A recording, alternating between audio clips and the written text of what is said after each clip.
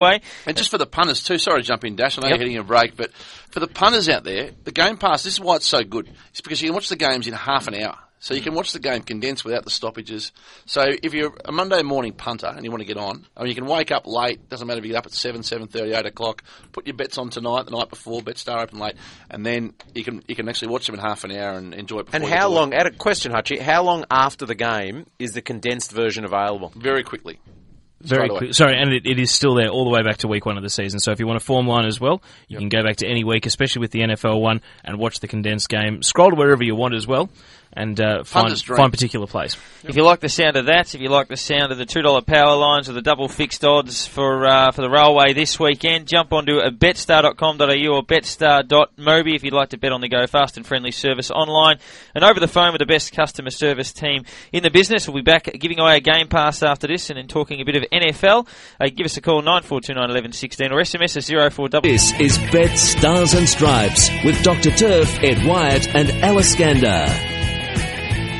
Welcome back to Betstars and Stripes every Sunday night between 8 and 9, talking US sports thanks to Betstar, betstar.com.au, and don't forget the $2 power lines available from 4 p.m. every Sunday. Either jump online, betstar.com.au or betstar.mobi if you are on the go. Craig Hutchison and Teo Palazzeri filling in for Dr. Turf and Ed White respectively. Al Iskander here from Betstar. He is our quiz master, and we have our quiz contestants on the line.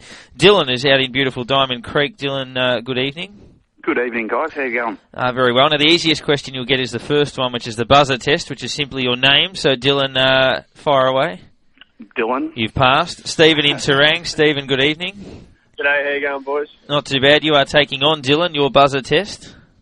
Stephen. You've passed as well. Al, all yours. Thank you, Dylan and Stephen. So you boys know the rules. I'll go through the clues, then just give us your buzzer if you want to chime in with an answer. If you get it correct, you win the prize, NFL or NBA game prize, Game Pass, I should say, donated by Betstar. If you get it wrong, then your opponent will get 2 free hits at 2 free clues. But I'll start off at the top. I was born in Queens in New York in 1973.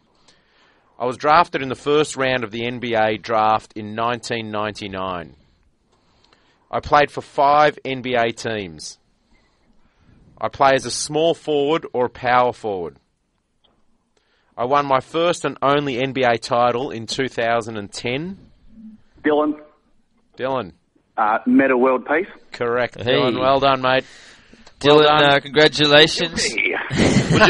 Would you have accepted Ron Artest as the answer? Well, no, because the last clue was I legally changed my name in September 2011. So, Dylan, hold the line. Timmy will take down your details. A representative from Betstar will be in touch, and you'll have Good the opportunity for the NBA or the NFL Game Pass. He's actually doing, you might have to look this up, Dash, during the week, because I can't remember what it is, but he's actually in the off-season shot his own TV series.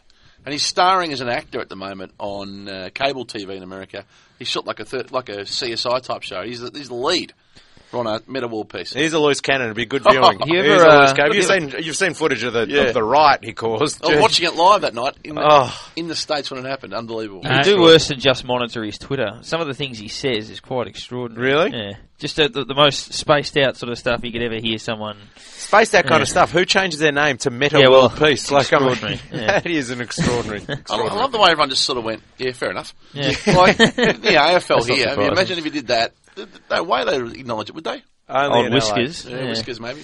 A little bit of NFL, Thursday night football before we look ahead to some of the issues, but obviously the games we've got coming up through your Monday morning. Buffalo 19 beating Miami 14, and the Dolphins are in a fair bit of trouble now, Teo. And this one looked like it was going to be a classic at quarter time. There'd been a kick return and a punt return for touchdowns, and it was seemingly going to be a shootout, and then it just descended into a battle of field goal kickers thereafter because neither team... Well, they both got spooked, really, on offense, and obviously the 2 special teams touchdowns spooked them on those situations as well, and it really ground down to a battle between Ryan Fitzpatrick, who's always been an inconsistent quarterback, and Ryan Tannehill, who's a rookie and not going too well at the moment. Both teams aren't much good, is the moral of the story. The special teams played a very big role in the game, as you mentioned, and Buffalo, at least they didn't leak yards like they have all year to date.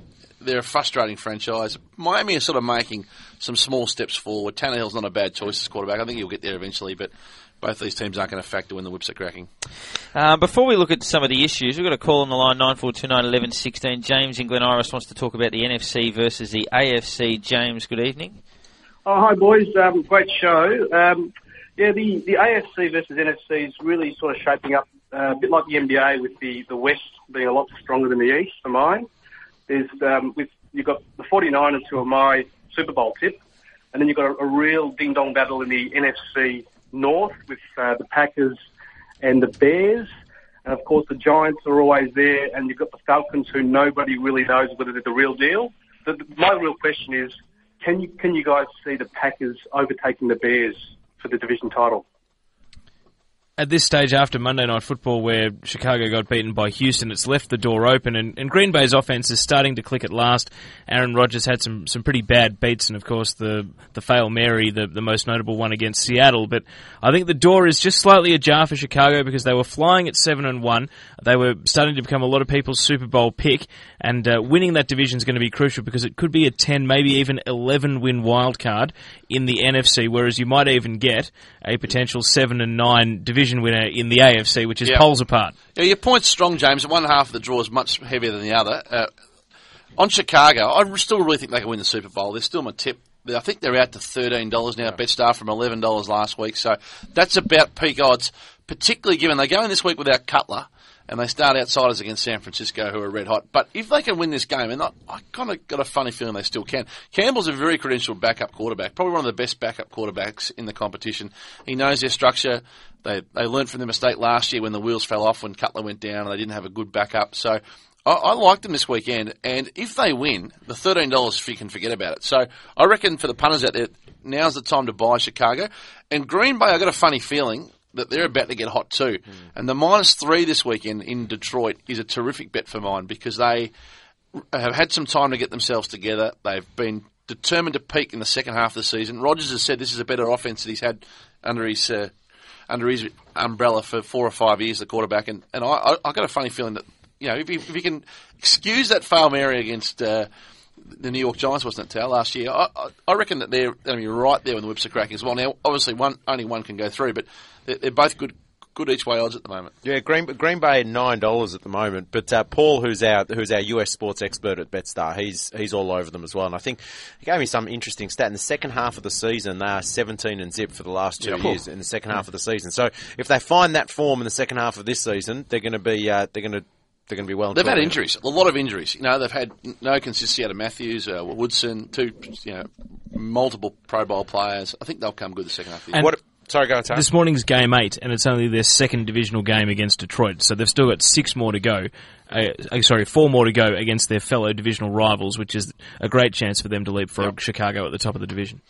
So what about, so Hutchie, you're in a previous life a New Yorker, no doubt, and an affinity with New York. What's going on in New York? I mean, you got the Jets, who are completely at sea. Yep. Completely at sea. And you got the Giants, who are finding good form and sort of hit a little bit of a hurdle. I mean, I still think the Giants can come good, but thoughts, what would the sentiment be around New York? Filthy. Everyone's ready to rip the hinges off the joint. It's unbelievable. It's and I say it without any sensitivity. I mean in a sporting sense, but because it's been through a rough run. But the Jets are pretty easy to work out. They're no good.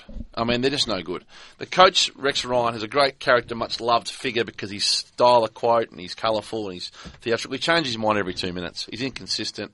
I think they've got to move him on, and I think the New York's starting to sort of see it that way as well. They really are. I mean, even during the week they've been punching on again internally. It's just it's a rabble, I think, internally. So what do you do? I mean, we've spoken about this the last few weeks. Okay, so what do you do as a fresh mind in here? Sanchez and Tebow. I mean, What's the play? You've just got to stick with Sanchez. You've just got to suck it up and stick it out. Or do you give Tebow a crack? Do you give him a go? Again, I'm no expert, but this is a lot of fun being able to have an opinion. So here's mine, for what it's worth. I'd move Rex Ryan on and move Mike Tannenbaum on.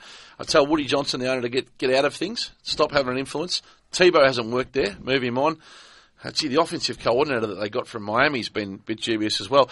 Sanchez has got some upside. His record's still something like, now, this won't be exact, but it's in the order of 26-20 or something like that. He's about 57% as a quarterback, and he's won 4 playoff games and 3 of them on the road. So he's not a mug. I think he's really being badly coached, and the backup Tebow doesn't work. Having someone of like ability to come in and put pressure on him would be a good thing, and I think he'd respond pretty well to that. They need to get a better offensive line than they've got. I mean, they're getting too much heat on him, and the whole time I've been there, the Jets have been a ground and pound team. Run the ball, run the ball, run the ball. They've really fell away from that last year by trying to throw it as much as they did. They tried to turn him into Peyton Manning. He's not that good. So I'd start again. But Sanchez is not worth throwing completely out the window just yet, Tao, for mine. If you were picking a coach then to replace Rex Ryan, is it too hot a media environment for someone like John Gruden or Bill Cowher, who can name their price, to take on that high-profile job? Or is that the sort of personality the Jets need to come in and reshape the franchise? I don't think they need a personality. I mean, they've just had one in Rex Ryan. He's the best personality in the game. He's fascinating. He's interesting and all those things, but I don't think the players have resulted well. I mean, San Antonio Holmes is symbolic of their problems. San Antonio Holmes was the biggest problem in that team last year. He spoke out of school. He's no good, and he dismantled the whole place. And they bought him back again and gave him a new contract, 5-year, $45 million. It would have been an unfathomable decision. He hasn't played hardly at all this year. He's been injured. The Giants are different. I can't quite work out what's gone wrong there. I don't know what your thoughts are, Tao and Al, but they've got all the cattle. Eli's had his worst fortnight probably in 5 years. You'd think they'll come good again. They traditionally hit a flat spot around now, but I thought their game against Cincinnati last week, they were as bad as I've ever seen them. They were awful.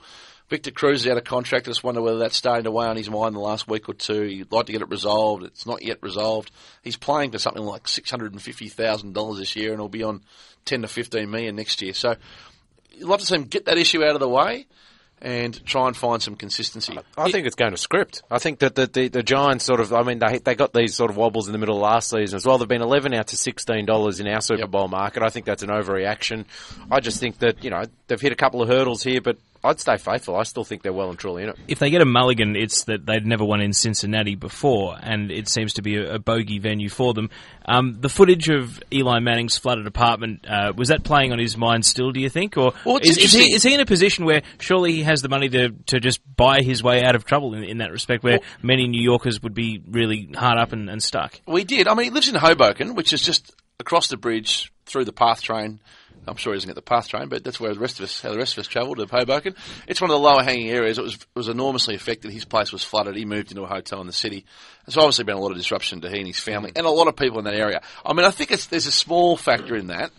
Not a big one, but a small factor, because the city did get absolutely ripped apart. What about the backs to the wall factor? I mean, they've got bye week this week and they need it, but Tom Coughlin has been close to losing his job in both the seasons that he won the Super Bowls. Yep.